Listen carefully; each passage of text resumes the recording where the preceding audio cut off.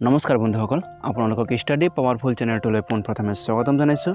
বন্ধুসকল, আজি আমি আলোচনা কৰিম ভাৰতৰত্ন পুৰস্কাৰ 2019 বৰ্ষৰ কেইটামান গুৰুত্বপূৰ্ণ MCQs, যিকেইটা MCQs আপোনালোকক আপকামিং এক্সামবোৰৰ বাবে বহুত গুৰুত্বপূৰ্ণ হ'ব। আপোনালোকে ভিডিঅ'টো সম্পূৰ্ণকৈ চাব, কাৰণ এনেধৰণৰ প্ৰশ্ন আপোনালোকক কিছু হ'লেও সহায় কৰিব। তেন্তে বলক বন্ধুসকল, পলম নকৰাকৈ আজিৰ ভিডিঅ'টো আৰম্ভ কৰোঁ। বন্ধুসকল, আজিৰ প্ৰথম প্ৰশ্নটো লৈছোঁ, 2019 চনত ভাৰতৰত্ন পুৰস্কাৰ কাক দিয়া হয়? চাৰিটা অপশ্যন দিয়া আছে বন্ধুসকল।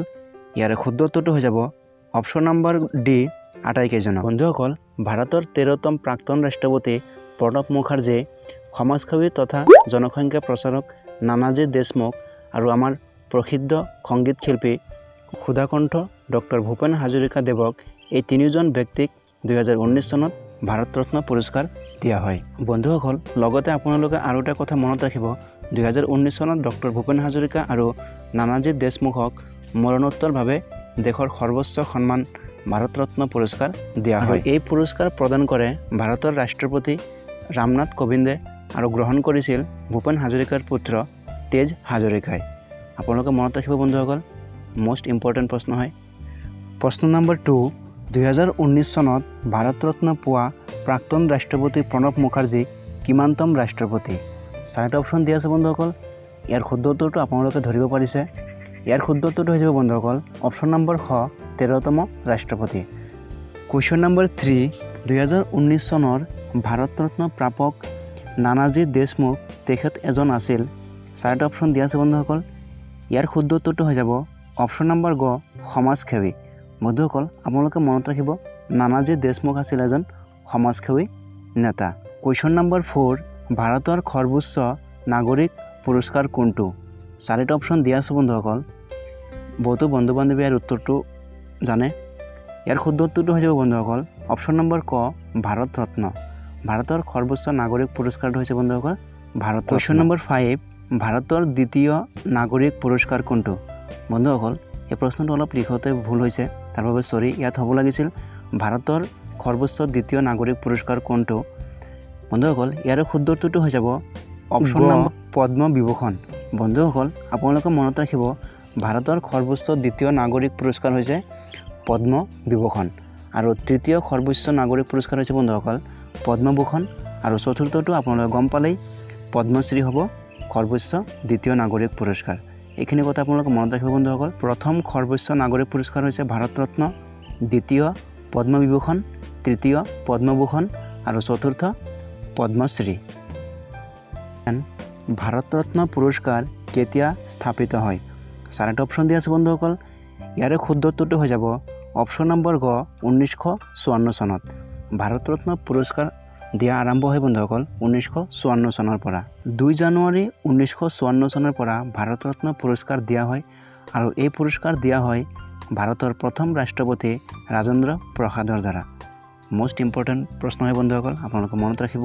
কুৱেশ্যন নম্বৰ 7, ভাৰতৰত্ন পুৰস্কাৰ কি গছৰ পাতৰ লগত আকৃতি বিশিষ্ট? আপোনালোকে হয়তো জানে বন্ধুসকল। ইয়াৰ শুদ্ধ উত্তৰটো হৈ যাব অপশ্যন নম্বৰ ঘ, আহঁত গছ। আপোনালোকৰ সুবিধাৰ্থে মই আহঁত গছৰ পাতৰ এটা ফটো লগাই দিছোঁ বন্ধুসকল, আপোনালোকে নিশ্চয় দেখা পাইছে। 8 নম্বৰ প্ৰশ্নটো বহুত গুৰুত্বপূৰ্ণ বন্ধুসকল, আপোনালোকে অলপ ভালকৈ চাই ল'ব। ভাৰতৰত্ন পুৰস্কাৰৰ লগতে নগদ কিমান টকা দিয়া হয়? ইয়াৰ শুদ্ধ উত্তৰটো হৈ যাব বন্ধুসকল অপশ্যন নম্বৰ ঘ, টকা দিয়া নহয়। বন্ধুসকল, ভাৰতৰত্ন পুৰস্কাৰৰ লগত কোনো ধৰণৰ নগদ টকা দিয়া নহয়।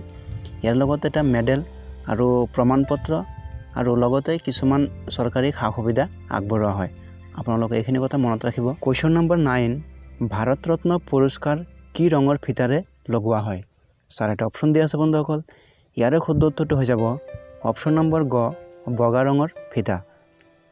কুৱেশ্যন নম্বৰ 10, ভাৰতৰ কোনজন বিজ্ঞানীক প্ৰথম ভাৰতৰত্ন পুৰস্কাৰ দিয়া হয়? চাৰিটা অপশ্যন দিয়া আছে বন্ধুসকল। ইয়াৰে শুদ্ধ উত্তৰটো হৈ যাব অপশ্যন নম্বৰ ক, CV ৰামন। আপোনালোকে মনত ৰাখিব বন্ধুসকল, ভাৰতৰ প্ৰথম বিজ্ঞানী CV ৰামনক ভাৰতৰত্ন পুৰস্কাৰ দিয়া হয়, আৰু চনটো আছিল বন্ধুসকল 1954 চনত। কুৱেশ্যন নম্বৰ 11, বৰ্তমানলৈকে কিমানজন ৰাষ্ট্ৰপতিক ভাৰতৰত্ন পুৰস্কাৰ দিয়া হৈছে? 4জন, 5জন, 6জন, 7জন।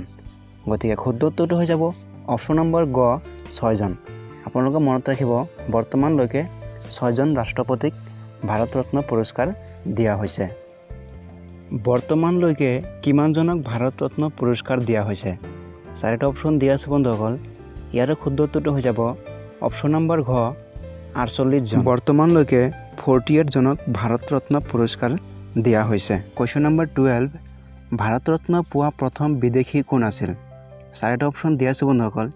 ইয়াৰে শুদ্ধ উত্তৰটো হৈ যাব অপশ্যন নম্বৰ খ খান আব্দুল গফুৰ খান। বন্ধুসকল খান আব্দুল গফুৰ খানক 1987 চনত ভাৰত ৰত্ন পুৰস্কাৰ দিয়া হয় আৰু তেখেত আছিল এজন ৰাজনীতিৰ নেতা আৰু তেখেতৰ জন্ম মৃত্যু পাকিস্তানত আৰু তেখেতক সীমান্ত গান্ধী বুলিও জনা যায়।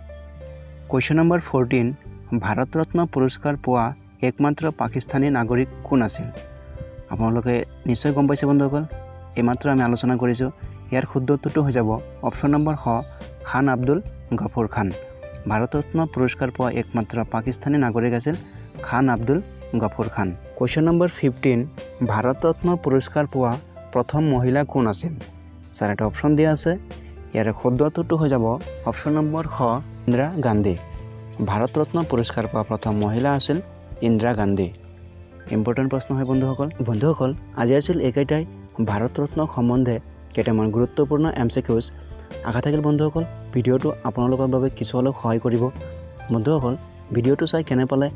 যদি ভাল পাইছে প্লিজ এটা ভিডিঅ'টোত লাইক কৰি দিব আৰু যিসকল বন্ধু বান্ধৱীয়ে মোৰ চেনেলটো প্ৰথমবাৰৰ বাবে চাই আছে আপোনালোকে যদি মোৰ চেনেলটো ছাবস্ক্ৰাইব কৰা নাই প্লিজ বন্ধুসকল মোৰ চেনেলটো ছাবস্ক্ৰাইব কৰি ল'ব। আজিলৈ বিদায় লৈছোঁ। পুনৰ আন এটা নতুন ভিডিঅ'ৰ সৈতে লগ পোৱাৰ আশাৰে বাই বাই। জয় আই অসম।